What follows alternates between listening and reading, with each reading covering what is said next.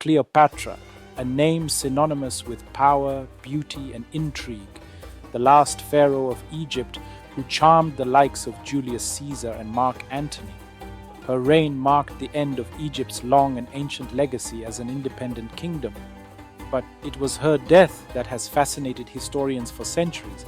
Was it really a suicide, as the stories go? Did she, in her final moments of despair, allow a venomous snake to claim her life? Or was it something more sinister? The mystery of Cleopatra's death is one of the most debated events in history. Today we dive deep into this enigma, unraveling the clues, the betrayals, and the shocking possibility that Cleopatra was murdered. The year is 30 BC. Cleopatra's Egypt is in turmoil. After decades of political alliances, betrayals, and military campaigns, Egypt has fallen into the hands of Rome. Mark Antony, her great love and partner, has just been defeated in the Battle of Actium by Octavian, the future Augustus Caesar. Cleopatra and Antony retreat to Alexandria, knowing their defeat is inevitable. The walls are closing in. But Cleopatra, always the strategist, always a few steps ahead, begins to plan.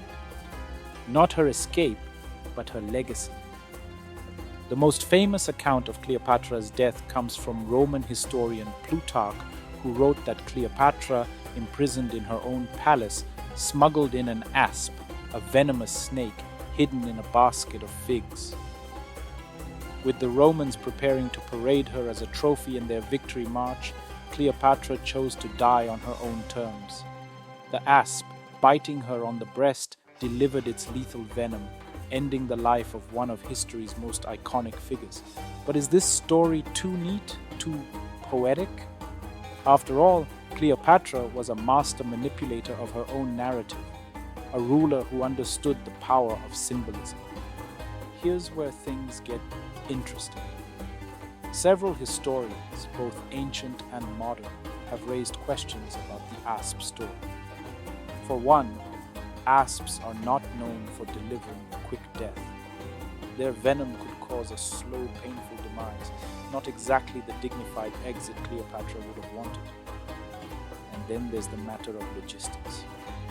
How could Cleopatra, heavily guarded by Roman soldiers, smuggle in a snake without anyone noticing? Roman accounts of Cleopatra's death may have been exaggerated or even fabricated to fit the narrative Rome wanted to portray. After all, she was an enemy of the empire. The idea of her choosing a noble, heroic death would undermine their victory. But if Cleopatra didn't die by snakebite, what really happened? Some believe that Cleopatra didn't take her own life at all. Instead, she was assassinated, murdered on the orders of Octavian himself. The motive? Simple. Cleopatra alive would always be a threat to Roman rule. Her intelligence, charm, and ability to sway powerful men could inspire rebellion or rival claims to the Roman throne. But here's where it gets even more twisted. What if Cleopatra had made a deal with Octavian, only to be betrayed? Cleopatra was known for her shrewd political maneuvers. Throughout her life, she had aligned herself with the most powerful men of her time. First Julius Caesar, then Mark Antony. She wasn't a woman to give up easily.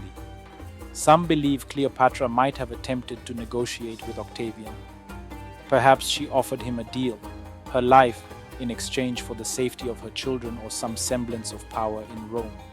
But Octavian, ruthless in his pursuit of consolidating power, may have seen Cleopatra as too dangerous to be kept alive. Let's take a closer look at the death of Mark Antony, Cleopatra's lover. According to ancient sources, after hearing a false report that Cleopatra had died, Antony fell on his sword, attempting suicide. But in a tragic twist, Antony didn't die immediately. He was carried to Cleopatra's side, where he took his final breath in her arms. Some suggest that Antony's death too may not have been a simple suicide. Was he forced? Was his demise orchestrated to ensure Cleopatra would be left vulnerable with no allies left to protect her? After Cleopatra's death, Octavian wasted no time in securing his victory. Egypt was annexed as a Roman province, and Cleopatra's children were taken back to Rome. Her legacy, however, was tarnished by Roman propaganda. She was painted as a seductive, manipulative ruler who led powerful men to their downfall. But was that the real Cleopatra? Or was this simply the version of her story Rome wanted the world to remember? Cleopatra remains one of the most enigmatic figures in history, a woman who defied the expectations of her time, who ruled a powerful kingdom, and who forever changed the course of history.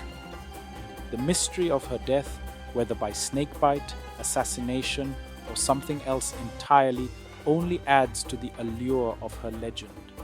Perhaps we'll never know the full truth, but what we do know is that Cleopatra was more than just a queen or a lover. She was a master of her own fate until the very end. So was Cleopatra the architect of her own death, or was her fate sealed by the hands of others? As we ponder her mysterious end, we're reminded that history is often written by the victors. But the truth, well, that might still be waiting to be uncovered. Thanks for watching. If you enjoyed this video, be sure to like, subscribe, and hit the bell icon for more deep dives into history's greatest mysteries.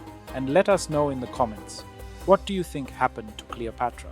Was it suicide or was it murder?